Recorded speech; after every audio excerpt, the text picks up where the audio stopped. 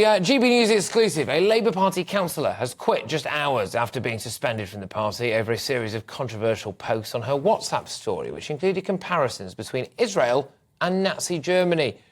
Here to give us all the very latest details is GBNews Investigations reporter Charlie Peters. So, Charlie, what's all this about? Her name's Hajran Bashir. She's a councillor in Walsall in the West Midlands, and a whistleblower from the town sent us last week some screenshots allegedly of what she had uploaded to her WhatsApp story, where for 24 hours a post can be on there and people who have access to your number and your account can see what you're sharing.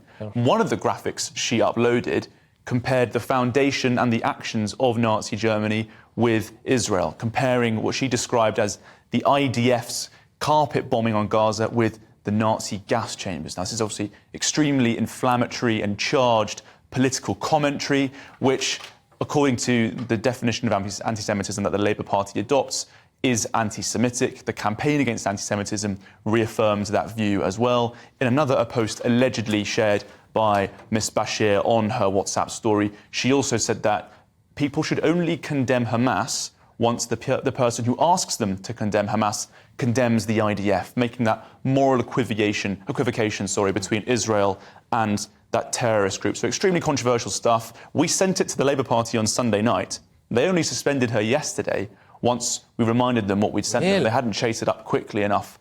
But here's the thing.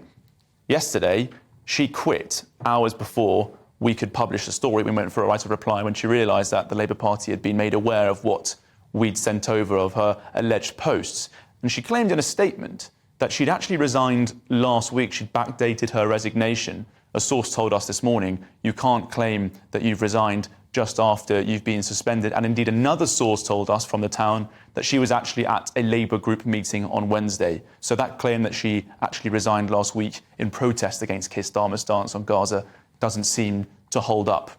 No, I mean, it doesn't seem like either of those things hold up that much, because you could argue the Labour Party should have suspended her immediately, and certainly looked into it, and in not doing so, they've given her the opportunity to resign. She is trying to claim, I think, that she's resigned in opposition to Labour not overtly calling for a ceasefire. So one might be forgiven for wondering whether or not any of them are really telling the truth about all of this. Well, here's the thing. I mean, the Labour Party have clearly been overwhelmed by the response from local politicians, particularly councillors, with regards to their stance, the party's national stance on the Israel-Hamas conflict, on that war going on there. And there has been a shift and a concern with how many councillors are quitting or openly and actively opposing the Starmer position on this war, calling for a ceasefire in particular, but also not condemning Hamas and being very critical of Israeli actions in the Gaza Strip. So I can't say that the Labour Party kind of ignored it when we sent it to them. I don't think they did. And in fact, when I reminded them yesterday what I'd sent over,